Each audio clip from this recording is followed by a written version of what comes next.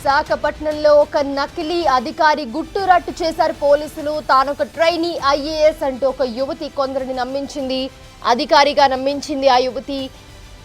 అయితే అక్కడ అధికారిగా చలామణి అవుతూ ఉంది. విశాఖ పోలీసులు బండారం బట్టబయలు చేశారు. ఎట్టకేలకు ట్రైనీ ఐఏఎస్ గా చలామణి అవుతున్నది అమృత భాగ్యరేఖ. ఈ విషయం తెలుసుకున్న పోలీసులు డీసీపీ ఆధ్వర్యంలో నకిలీ ఐఏఎస్ కోసం గాలింపు చర్యలు చేపట్టారు.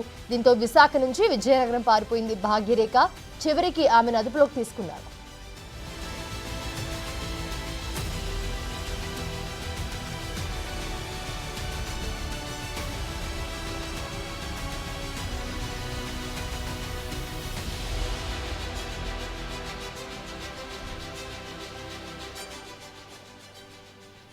రైట్, నకిలీ ఐఏఎస్ ట్రైనీ అధికారిని అంటూ ఒక యువతి విశాఖపట్నంలో హల్చల్ క్రియేట్ చేస్తూ ఉంది.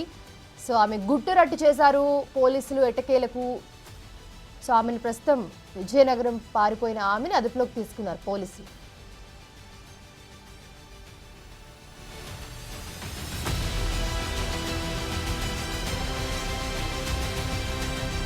ఇదే అంశానికి సంబంధించి మరిన్ని అప్డేట్స్ అందించడానికి విశాఖపట్నం నుంచి మా ప్రతినిధి రాజు లైవ్ లో జాయిన్ అవుతున్నారు. రాజు, అసలు ఎవరి అమృత, ఎందుకని ఒక ఐఏఎస్ ఆఫీసర్ గా తనని తాను చెప్పుకుని ఇదంతా సృష్టించింది, ఎందుకు చేసింది, అసలు రీజన్స్ ఏంటి?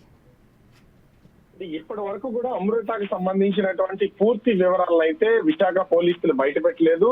ప్రస్తుతం అయితే అమృత అని పేరు, ఫోటోలు మాత్రము బయటకు వచ్చేలా చేశారు కానీ అమృత పరారీలో ఉంది, ఆమె విజయనగరానికి పారిపోయిందనే ఒక సమాచారం అయితే బయటకు వచ్చినటువంటి పరిస్థితి అయితే కనిపిస్తుంది. ట్రైనీ ఐఏఎస్ గా హల్చల్ చేస్తూ ఆ విశాఖలో వివిధ ప్లేసెస్ కి వెళ్లి బెదిరింపులకు పాల్పడుతున్నట్లుగా విశాఖ పోలీసులు అయితే గుర్తించినటువంటి పరిస్థితి అయితే ఉంది. అది ముఖ్యంగా చూస్తే, ఎందుకంటే ఈ క్రైమ్స్ కు సంబంధించిన ప్రతి విషయంలోనూ చాలా వేగంగా స్పందిస్తున్నటువంటి విశాఖ సిపి శంకభద్ర బాగ్జీ కూడా దీన్ని ఛాలెంజ్ గా తీసుకుని అసలు ఎవరు ఈ నకిలీ ఐఏఎస్ అధికారిని, అమృత పేరుతో మొత్తం అంతా అన్ని చోట్ల ఎక్కడెక్కడికి వెళ్లారు, ఎవరెవరు బెదిరింపులకు పాల్పడ్డారు అనే దాని మీద విచారణ చేయాలని ఆదేశించినటువంటి పరిస్థితి కనిపిస్తుంది. ముఖ్యంగా డీసీపీ ఆధ్వర్యంలో ఈ నకిలీ ఐఏఎస్ కోసం ప్రత్యేక బృందాలు అయితే గాలింపు చర్యలు చేపడుతున్నటువంటి పరిస్థితి కనిపిస్తుంది. ఇక్కడ అటు విశాఖ గానీ, విజయనగరం, శ్రీకాకుళం, ఈ ఉత్తరాంధ్ర జిల్లాలకు సంబంధించి గతంలో కూడా మన పవన్ కళ్యాణ్ పర్యటనలో చూసిన ఒక ట్రైనీ ఐపీఎస్ పేరుతో హల్చల్ చేసినటువంటి వ్యక్తి ఉన్నారు. తనను అరెస్ట్ చేయడం, రిమాండ్కి పంపించినటువంటి పరిస్థితి కనిపిస్తుంది.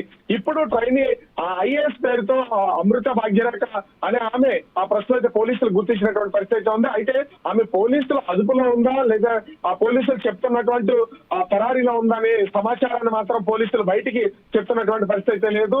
ప్రస్తుతం అయితే విజయనగరం పరిసరాల్లో పరారీలో ఉంది. ఆమె కోసం ప్రత్యేక బృందాలతో గాలింపు చర్యలు అయితే చేపడుతున్నామని చెప్తున్నటువంటిది అయితే ఉంది. కానీ సిపి డాక్టర్ బాగ్జీ మాత్రం పూర్తి స్థాయిలో విచారణ చేపట్టడంతో పాటుగా వాళ్ళకి పోలీసులకు వచ్చినటువంటి ఫిర్యాదు మేరకు ఎవరెవరిని బెదిరింపులకు పాల్పడింది, అంటే ఐఏఎస్ అధికారిగా ఏ శాఖలకు సంబంధించినటువంటి కార్యాలయాల్లోకి, అదేవిధంగా ప్రైవేట్ వ్యక్తులకు సంబంధించి బెదిరింపులు పాల్పడిందా, పైరవీ చేసిందా అనే దాని మీద పూర్తి దర్యాప్తు చేసి రిపోర్ట్ ఇవ్వాలంటూ విశాఖ సిపి ఆదేశించినటువంటి పరిస్థితి కనిపిస్తుంది.